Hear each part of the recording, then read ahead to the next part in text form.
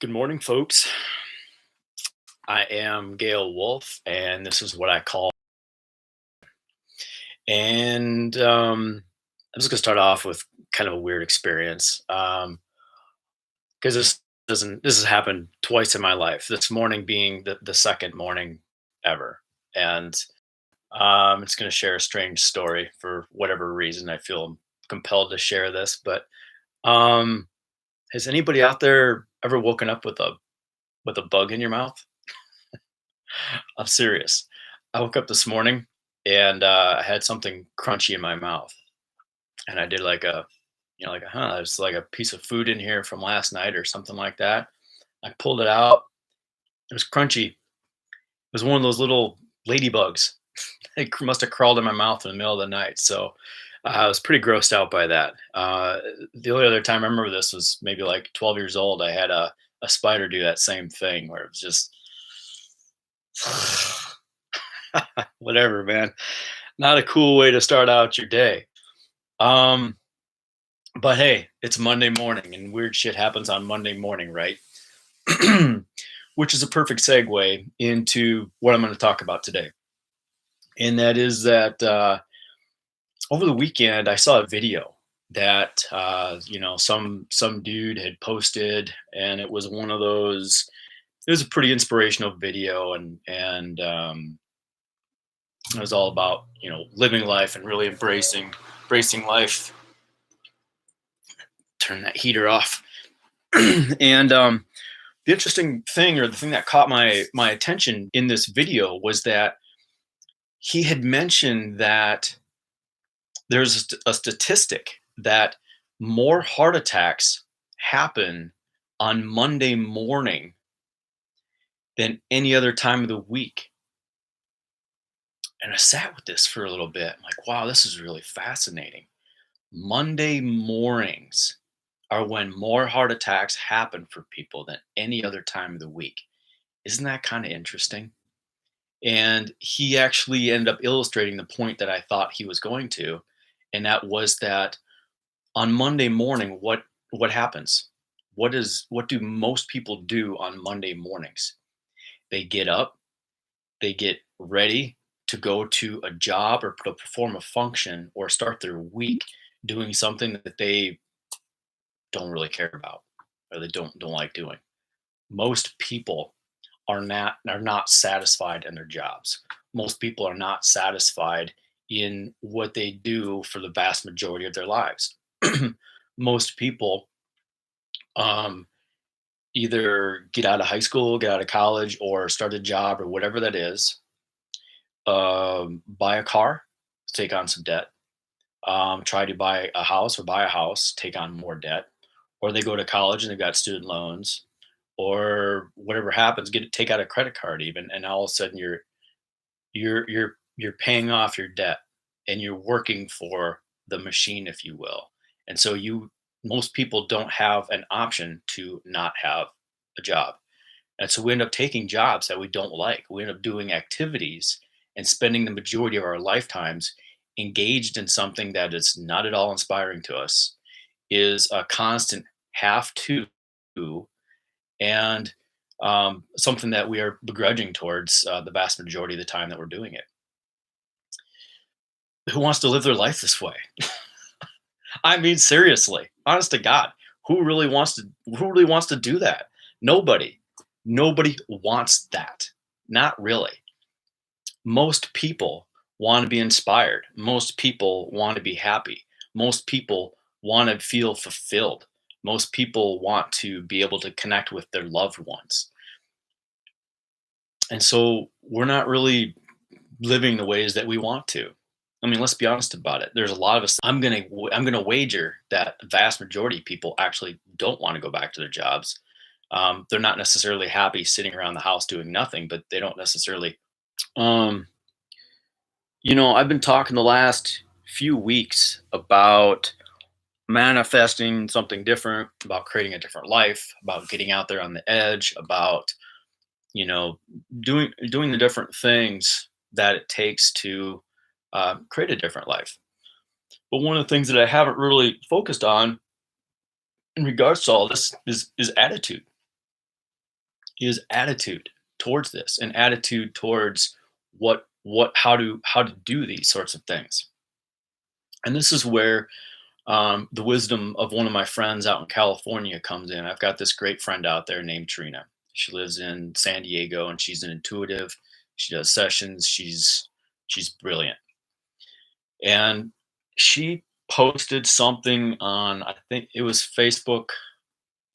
No, she did it live or whatever, but she posted this thing on Facebook, and it was about having ease, grace, divine timing, and gratitude.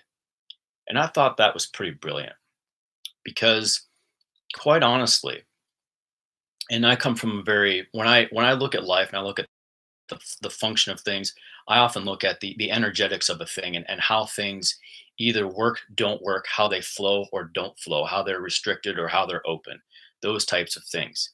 And our thoughts dictate everything, virtually everything. Our thoughts and the relationship that we have to our thoughts, the relationship our thoughts about ourselves, our thoughts about our jobs, our thoughts about work, our thoughts about our relationships, our thoughts about our lives, how our thoughts about how we fit into those lives.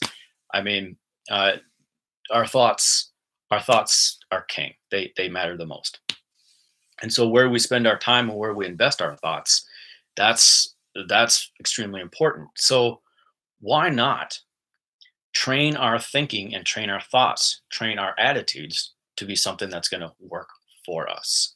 Why not train ourselves to have these qualities so that life can be different for us, so that we don't have so many people having heart attacks on Monday morning because they don't want to go to work? So let's break this down a little bit. So the first one, ease. Number one is ease. So so much of the attitude around, and I'm just going to speak for the United States for right now. Okay, I'm not going to get into this global thing, but right, like for the United States, there's a certain attitude and there's a certain belief out there that in order to have the things you want, you've got to bust your ass for it. You've got to work hard for it. And if you're not working your ass off for it, if you're just handed these things, you're given a silver spoon, or people don't respect you, or whatever it is. It's like there's this attitude that you have to somehow suffer, that you've got to suffer, you've got to like grind it out, you've got to push, you've got to strive, you've got to hurt inside, or you've got to do something that is uncomfortable in order to have the things that you want in life. It's bullshit. It's total bullshit. This is stupid. It doesn't make any sense. Why is this our mindset? Why not have it be easy?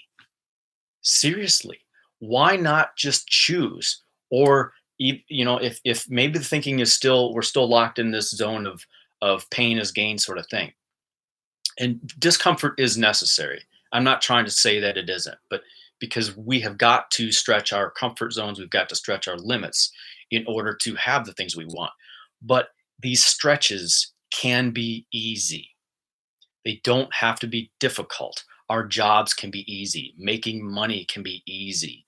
Bringing money in can be easy. These things can be easy. They don't have to be hard. And maybe that's confusing to you. I know it is to me sometimes when I think about it. It's like, well, if I'm not working hard, then I'm not worthy to have something. But it can be easy. And so just even asking your own intuition, even asking, like, and I work with spirit guides and angels and that kind of thing all the time. I'll ask them, like, how can I look at this in another way that is easy? How can I manifest things easily? How can it be easy? So that's number one. The next thing is grace, having grace, because so often we are so hard on ourselves. And this is what I was talking about just minutes ago. We're so hard on ourselves 90% of the time that I should have done this, I should have done that, I could have done this better, I could have done that in a different way. Or I think that person really kind of judged me for what I was just doing, or whatever it is. That's not graceful. That's harsh. That's hurtful. When we're being graceful, we say, okay, we're forgiving of ourselves. We're open to letting things be messy sometimes and just saying, okay, this is the way things are, and going to accept it the way it is and be with it and flow with things as they are, instead of trying to make them turn them into something that they are not. So having grace with the things as they are and life as it is. The next thing is divine timing. Like, why would we have to decide that if I don't have this by this date or by this time, then it's a failure and this isn't going to work? Understand something here, folks. We are not the most powerful things on the planet. There are forces out there that we don't understand that are far larger, that are actually working benevolently on our behalf. Some call this God, some call this source, some call this universal intelligence, some call it whatever this is to you. It's present, it's here, it's through everything, it's life, it flows, and there is a divine timing to all things if we're patient enough to allow it to unfold. And the last piece is gratitude, saying thank you, having gratitude for the things that we have. The attitude of gratitude. I mean, how many people have heard of this, right? Because we've got to have gratitude. When you're grateful for things, you're able to receive things. And this is really what completes the whole circle or the whole cycle is is gratitude. When you have gratitude, you can receive, you can have, you can embrace things. It's like it, it's kind of like this. Have you ever gotten anything that's brand new and you almost feel like you don't deserve it? It's almost like the new car that you're really afraid to scratch, or you've got like, who knows, a new shirt or something like that that you feel is just almost like you don't deserve it. And then have you noticed that like you'll scratch your car right away, or you'll somehow, stain your shirt or do something like that. It's like you haven't like given yourself permission to have it yet. You're not grateful for it. You don't feel gratitude is receiving that, so you own it, you have it, you cherish it. And so it's really about this energetic cycle, this energetic flow of having ease, grace, divine timing, thank you. And this is a mantra. This is a mantra. And this is something that I've been practicing now, actually since I've seen this video that Trina did, because it's brilliant.